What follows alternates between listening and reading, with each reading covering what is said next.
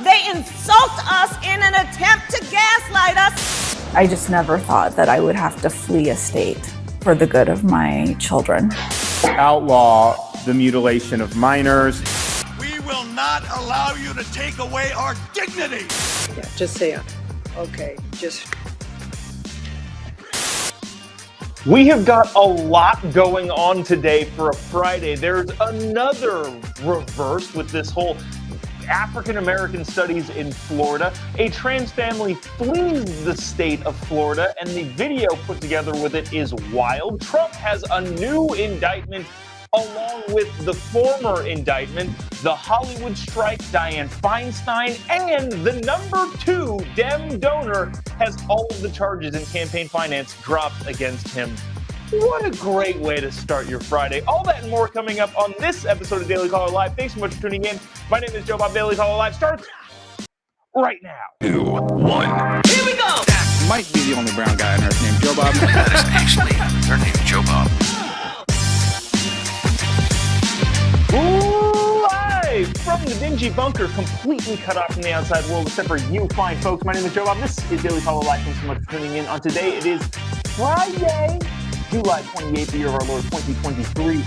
A lot more going on in the world and in the news and in politics than I would have expected for a Friday, but we have a packed show for today. So strap in. First things first, I need to wrap up this story and tie it up with a nice, pretty bow because it is officially, even though it was already just an insane lie, there's a new thing that I learned about this that is making it an even bigger duh. Kamala Harris said this the other day. I'm going to play the clip for you. I'm not going to reset the entire thing. But she said this. This is wildly misleading to the point where it is just an evil lie.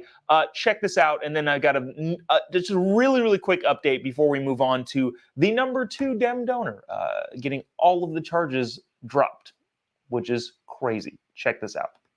Just yesterday in the state of Florida, they decided middle school students will be taught that enslaved people benefited from slavery. They insult us in an attempt to gaslight us, and we will not stand for it.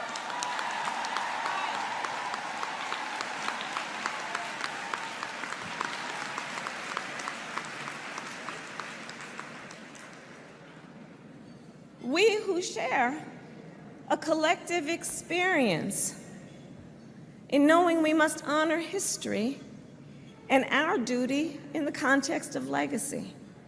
Okay, that's enough of that. So we talked about this extensively on Monday. Holy cow, did an ad just pop up? We talked about this extensively on Monday, how this is a brazen lie. What she said is that they are trying to teach that slavery benefited enslaved people. Now, the verbiage in the curriculum, holy cow, stop moving around, says this. Instruction shows how slaves, and this is after they say slaves were given duties such as agricultural work, painting, carpentry, tailoring, domestic services, blacksmithing, transportation, a bunch of other stuff.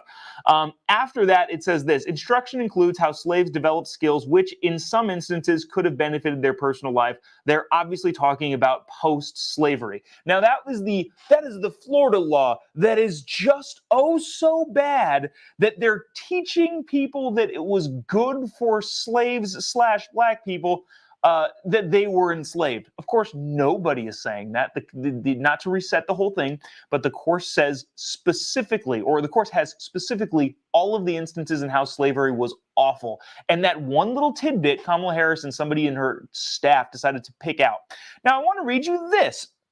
This is the federal government approved AP course. This is a section in that course that says something pretty dang similar that the White House approves and therefore Kamala approves of.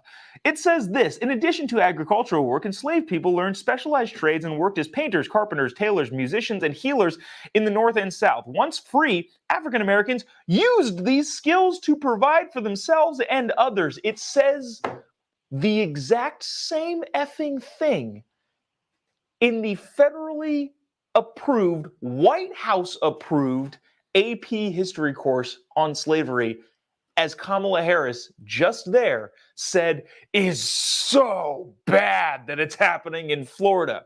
Okay, so effectively then, if the curriculum is essentially the exact same, just by the way, for the record, just to be, I guess, somewhat fair, the College Board has rejected this comparison, which is fine. They're allowed to say whatever it is that they want. I have eyes, I can read the thing, and you can reject the comparison all you want, but the thing sounds pretty dang similar to what is now being called just racist in the state of Florida.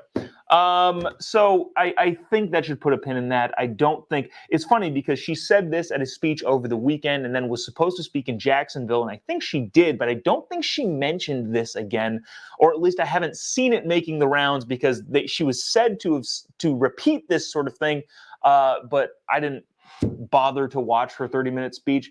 I would have assumed that if she doubled down on this ridiculous, horrible lie, then she would have been called out by the internet, which would have leaked that clip, or that clip would have made its rounds again for us to make fun of her again. So I don't think she actually did.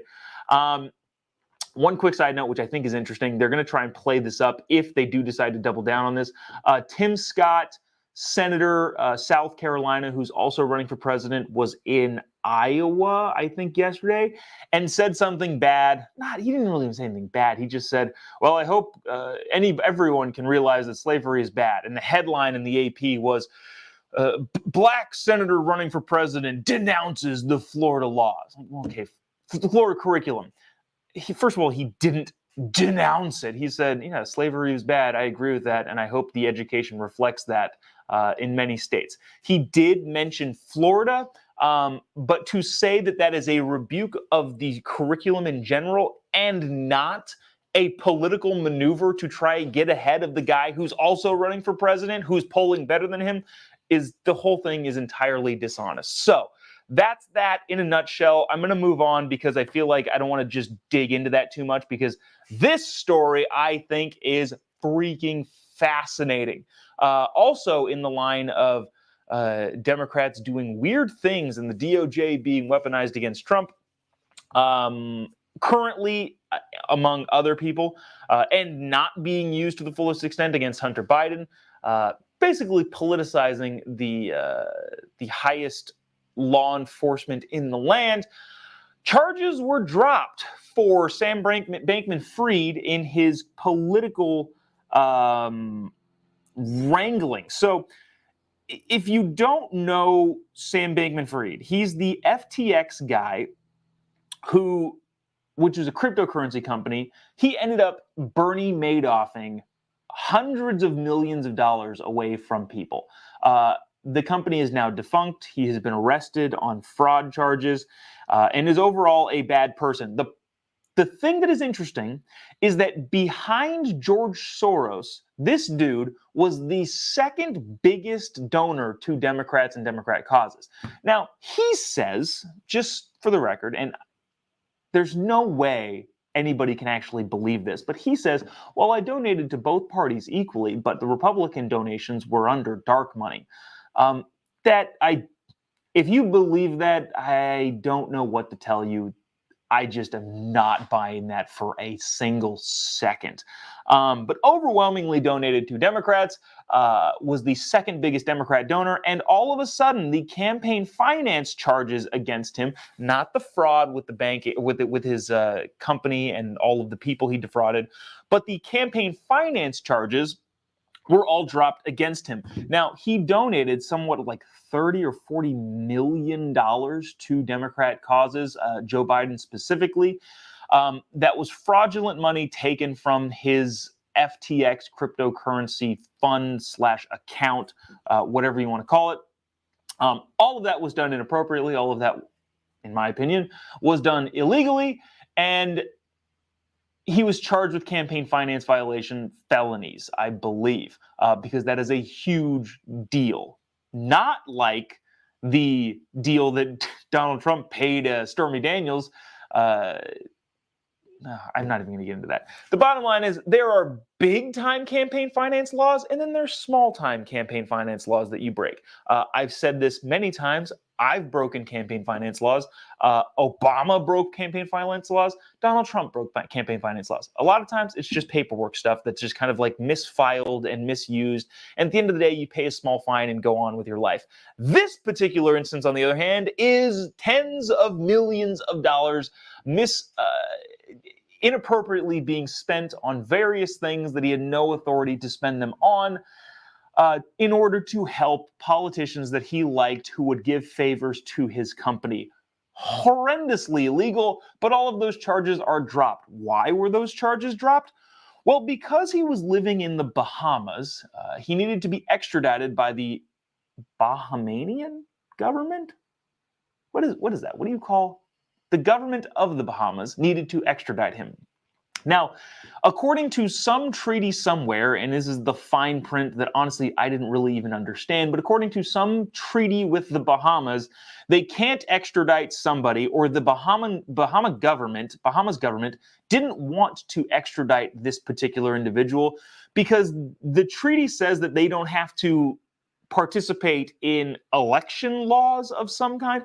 The bottom line is the government of the Bahamas said, well, we don't like the extradition for the campaign finance laws. So the DOJ, rather than saying, hey, you're the Bahamas, you're a very small and politically speaking, especially in the United States, insignificant player in this game, we're going to go ahead and ignore that.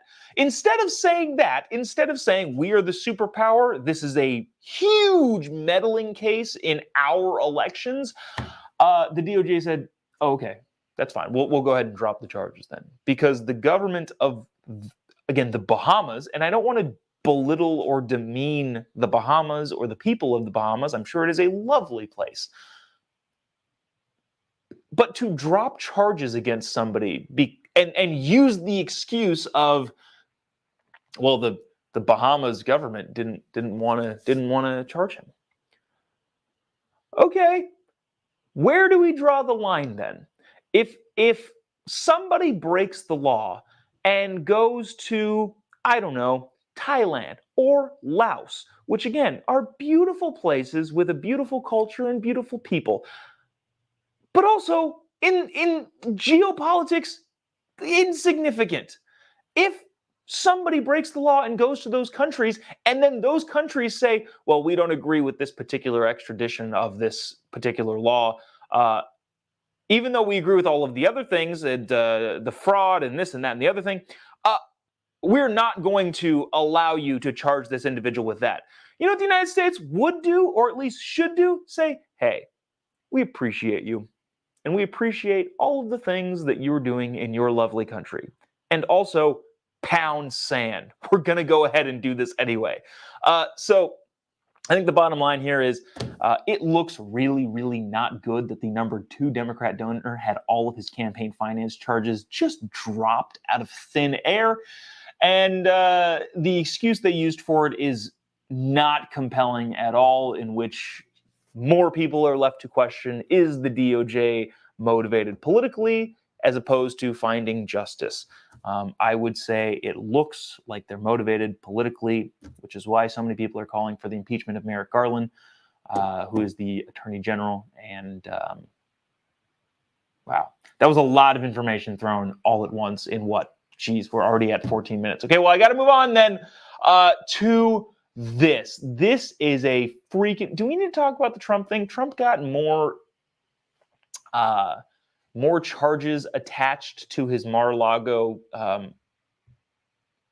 documents indictment. I don't know. He supposedly or allegedly said to somebody to delete security footage, and he claims that he did nothing wrong. And that's basically all there is to that story. He didn't get another indictment. They just got more charges attached to the indictment. The evening news last night on on NBC led with that.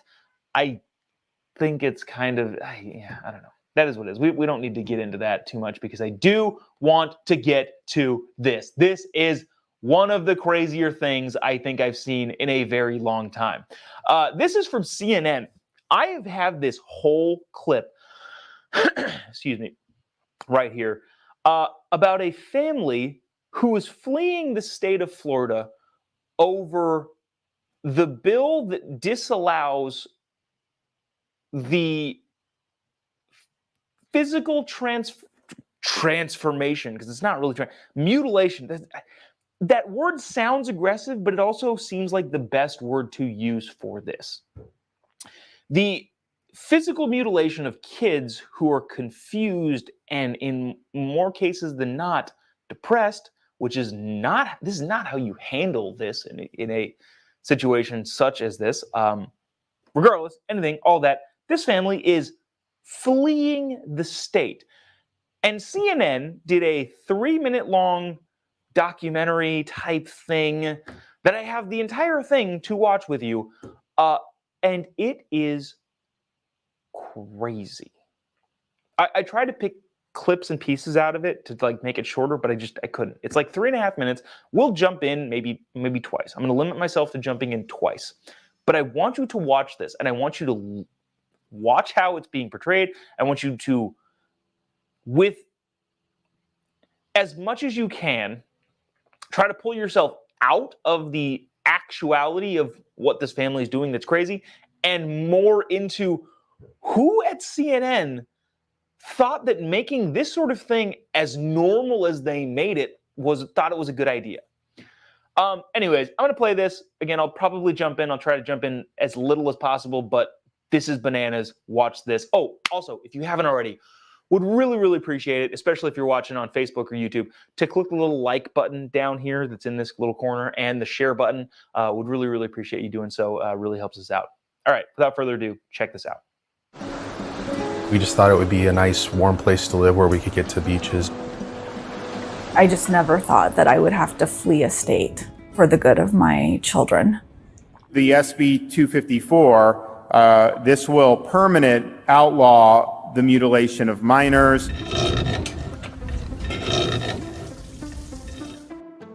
I remember Tori coming to me one time and in tears, which she doesn't normally do. And I asked her what was wrong, and she said DeSantis. And like the fact that a governor would be making my kid cry, that's a messed up government. We're absolutely. I can't not. The fact that the governor is making my kid cry.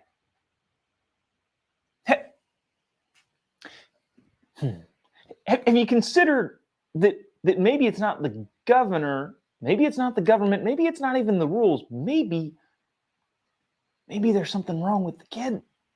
And I hate doing this because I don't know. I tried to look. I don't know this particular trans individual's age, so I don't want to sit here and just thrash on a child. But at the same time, I've made it very clear, and I think a lot of people have made it very clear, that kids are not the smartest, and sometimes emotionally, specifically, they go off the rails. So what I'm trying to say is that because a child, as she's describing it, this mom,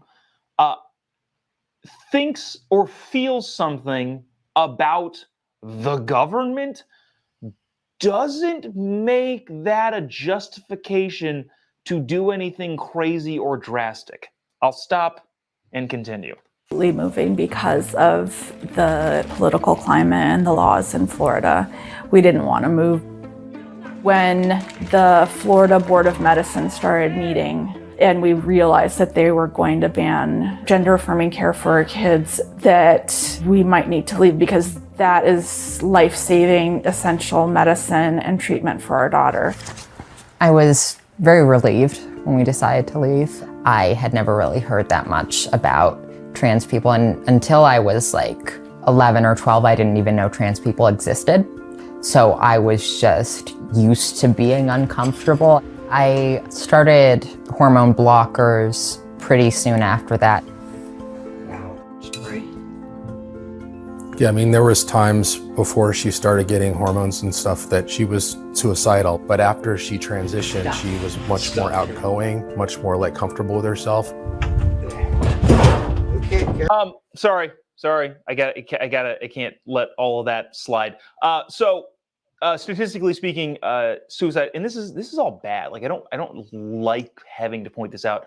Statistically speaking, suicide rates do not really differ between before quote unquote transition or after quote unquote transition. And the reason for that probably can widely be agreed upon because the actual physical appearance is not the problem.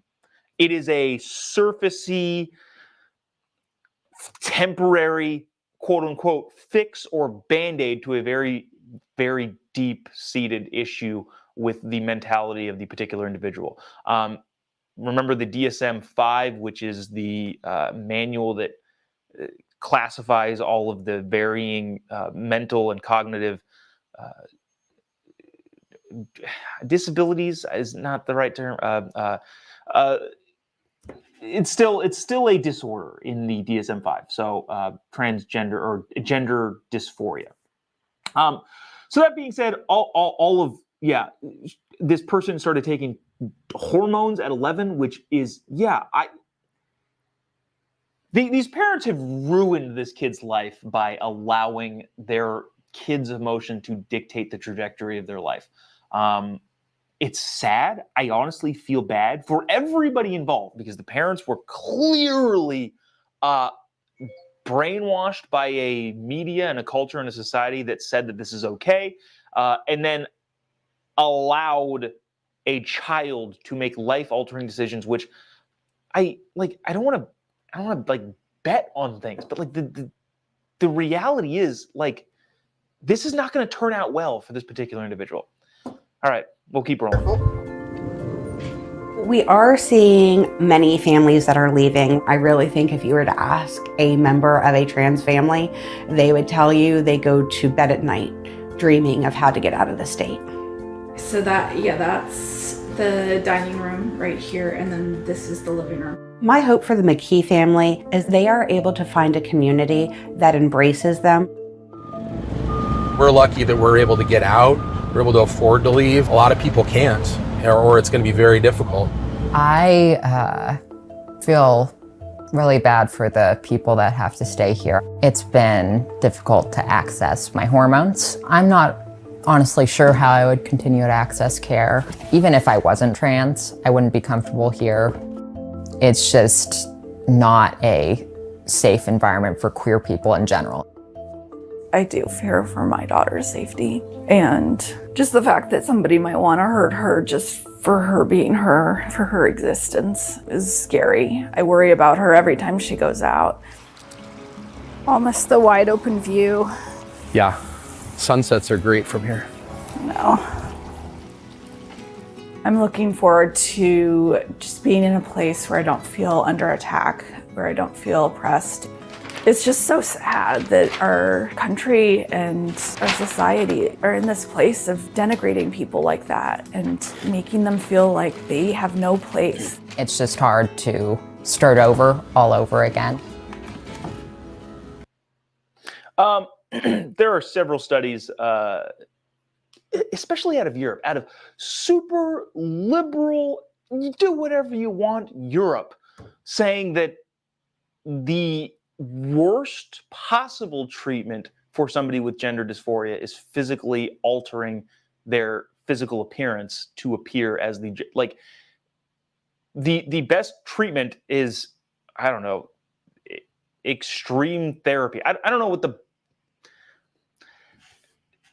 from a mental health standpoint, there are a lot of different avenues that have been proven to be much more beneficial to people with actual gender dysphoria. Because I don't think most of these people have gender dysphoria. I don't think this kid has gender dysphoria. And again, I don't want to harp on somebody that's not a fully fledged adult, but at the same time, like CNN took this family and made them a heartwarming American example of people who are just looking after their kid, when in reality, like this is not going to turn out well. Like, and I don't know. I was telling my wife before this when I was watching this. It's just like, this is like what a weird feeling. Because yeah, you can get angry about this, and I understand people being angry about this, but But the actual like gut feeling I get when watching this sort of stuff is I feel bad.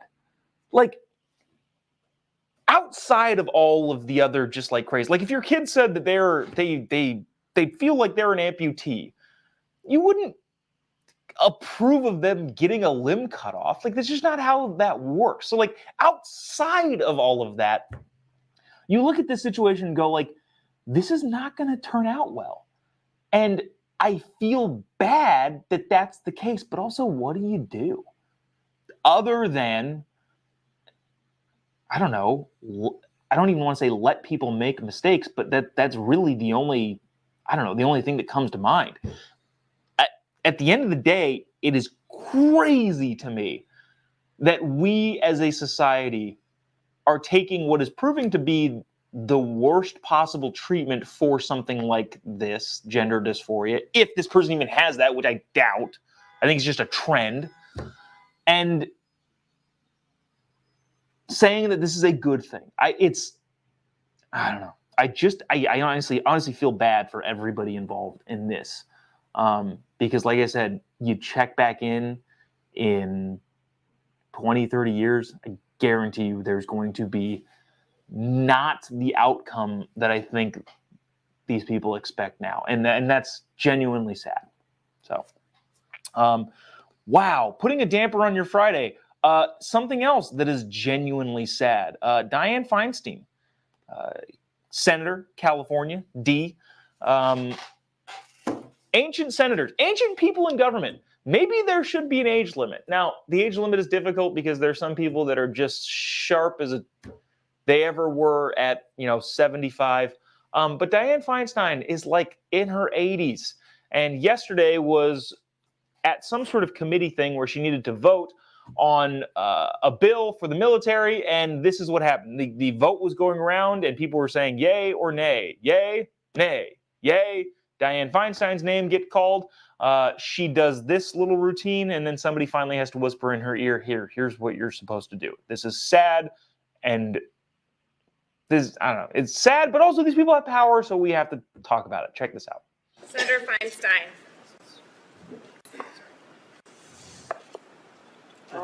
Say aye. Pardon me? Aye. Yeah. Just say I would like to support a yes vote on this. It provides $823 billion. That's an increase of $26 billion for the Department of Defense. And it funds priorities submitted. yeah, just say aye. Okay, just Great, aye. Thank you. Yeah. At the end, I don't know, it's sad, but it's also like, it looks like your grandma. It's kind of like, oh, I'm sorry, aye. And that's kind of cute and endearing, but not if you're a U.S. freaking senator. I want to get to a bunch of these comments. Marcel says, term limits. Marina says, term limits. Which I'm kind of a big fan of term limits, but also I don't necessarily know if that really is the case here, because people can elect a geriatric old person from the get-go. And so what do you do about that? Somebody said, let's see this. Karen said this, I think there should be an age cap, cognitive tests, mandatory drug tests for all federal elected officials. I can see where that comes from. I think that is another Band-Aid type of approach. The real thing that I think would actually fix this sort of stuff is, yeah, you can institute like cognitive tests, you can institute term limits and all that sort of stuff. But I think the best actual fix, and I know that this is like probably unrealistic, but I think it would fix America, is people. Can you imagine if California next to their name, I'm going to check that off, not knowing that Dianne Feinstein is in severe mental decline as she goes well into her 80s? Isn't that the better solution ultimately? Now, I understand that that's unrealistic, but I think the real solution to this sort of stuff and eliminating this sort of stuff is to have more people pay attention to what is going on. which is not the case here in this country currently when we elect politicians. So again, it is sad. It's not fun to watch. I don't like talking about it. But at the end of the day, Dianne Feinstein, Mitch McConnell, Joe Biden, all of these super old people that seem to be slowing down have a lot of power. Lastly, before we wrap it up and head into the weekend, it's not necessarily a fun thing, but I think this is interesting and fascinating, and maybe we can get more into it on Monday. SCOTUS decisions, not SCOTUS decisions. We're talking about the strike, the SAG-AFTRA, and also the writers' strike. Hollywood on strike. Entertainment stopped. This is a clip of Bryan Cranston, and he is, I've always thought he's been kind of a normal-ish type celebrity / actor, but this kind of is I'm going to just play this clip, and I want you to watch it, and then I want to discuss a couple of there's two big points to this writer strike that I'm curious to see how they can resolve, if they can resolve. Check this out, and we will discuss on the other side. That we are all gathered here today in unity in front of an entity that is run by Disney. And now we've got a message for Mr. Iger. I know, sir, that you look through things through a different lens. We don't expect you to understand who we are, but we ask you to hear us, and beyond that, to listen to us when we tell you we will not be having our jobs taken away and giving to robots. We will not have you take away our right to work and earn a decent living. And lastly, and most importantly, we will not allow you to take away our dignity. So big, interesting thing there. Let's see. This is related to last time. Somebody in the comment section, where did it go? Oh, it was Karen, said Dianne Feinstein is 9. Whoa.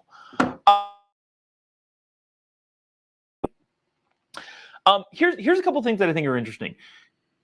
Andrew Scholes pointed this out, and I think he's right, and I feel like I've thought a similar thing, not necessarily in the context of the writer's strike, but what the writers want and what the actors want is to get paid based on the viewership. A lot of that is at the forefront of all of this. They want residuals off of shows that are being viewed on Netflix, Hulu, on Disney Plus, on all of these things. Bryan Cranston here is worried about AI, which, that's also kind of an issue. The thing is, I don't think they have a lot of strong footing. Now, what Scholes pointed out, I thought was freaking fascinating.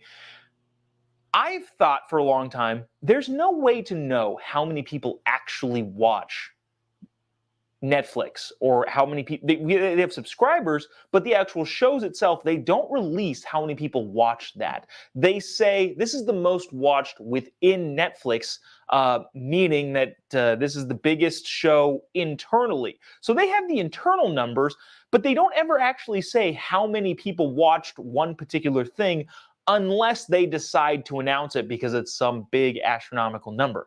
Now, the writers and the actors are saying we want to get paid for the amount of views. The problem is, if the Netflixes, the Disney Pluses, the Hulus, the Peacock channel, all of these streaming services actually release the data about the viewership, I have a feeling the numbers are going to be substantially lower than what I think a lot of people are led to believe.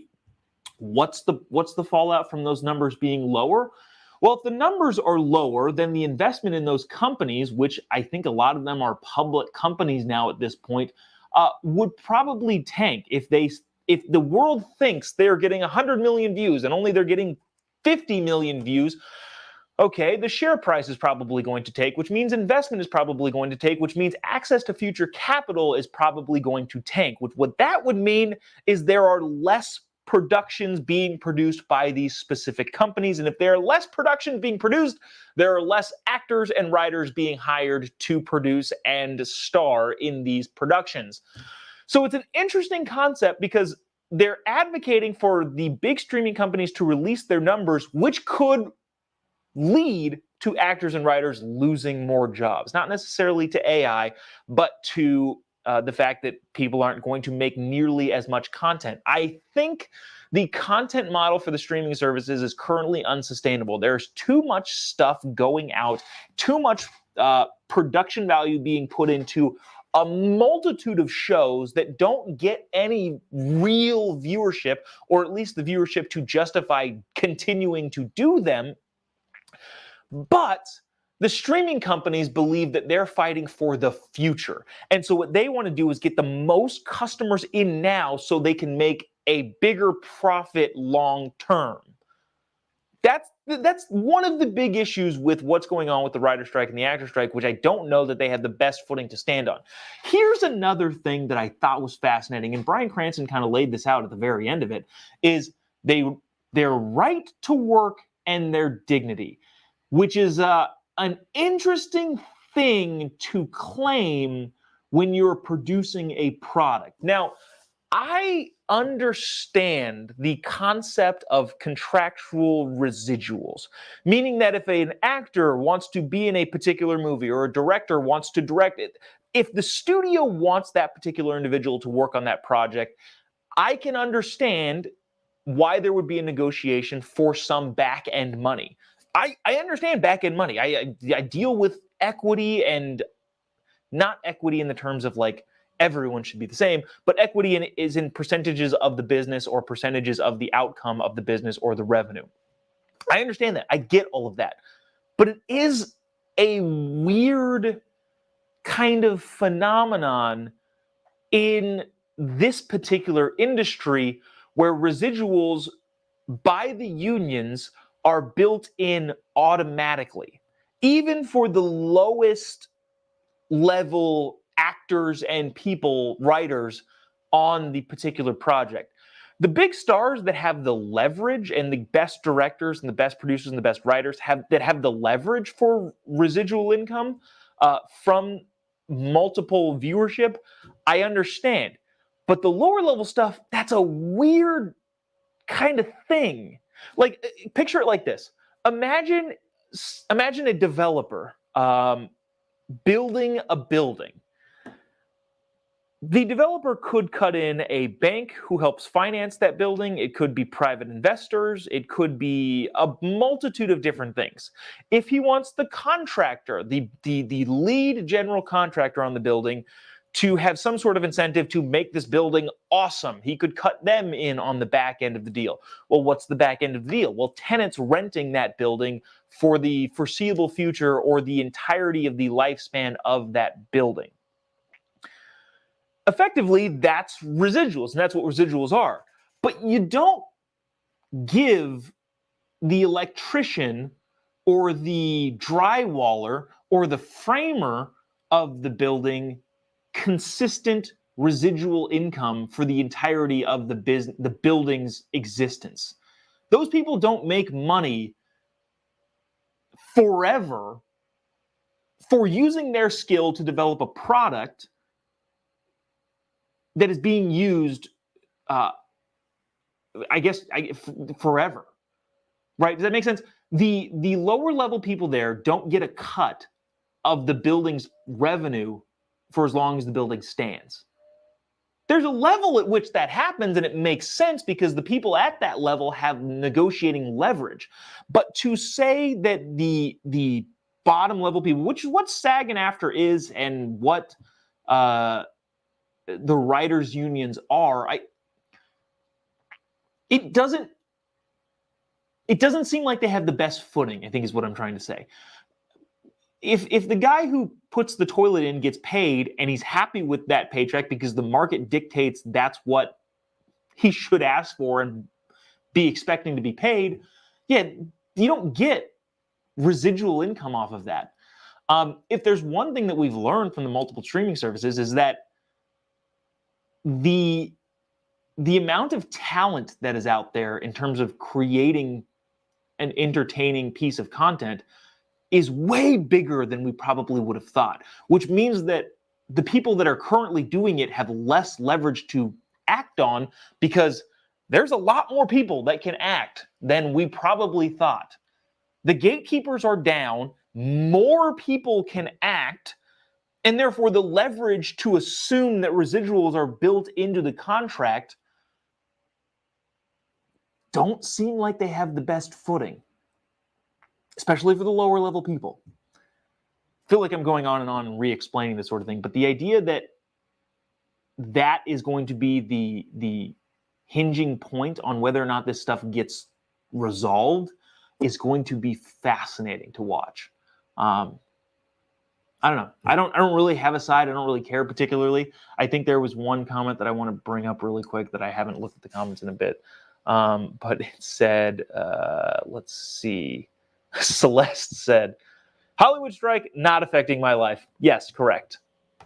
So there's that. But I don't know. I find that stuff interesting, and I'm really, really curious to see how the contracts go. And if the studios and the streaming platforms just say, we'll just find other actors. You know who wants to act? Freaking everybody. And I guarantee you we can replace a lot of people. I don't know. I don't know if that's going to be the case. I'm not even necessarily rooting for that, but I'm curious to see if that is going to be the outcome of that. But anyways, wow, went on rather long today, but I don't know. I thought the strike thing was kind of interesting, but appreciate you sticking around, tuning in. Benjamin says, finally got a live notification. Southwest Florida in the house. Hey, appreciate you tuning in, Ben. Yeah, I don't know. I guess wherever you watch this, if you click the little notifications things, you can get notified when we're going live, whether it's on the Daily Caller pages or my own page. Speaking of my own page, if you haven't already, give me a follow on any of your social media platforms. Just type in JOBOB. You'll be able to find me pretty much anywhere. Tickets are for sale for our Fallbrook comedy event. Tickets are not yet for sale for Arkansas and Tulsa, but they will be soon. So if you have any interest in going to any of those shows, you can follow me on Instagram, social media, and we can get you some information there. That being said, that's going to do it for us today. Appreciate you sticking around, tuning in. Have a great weekend.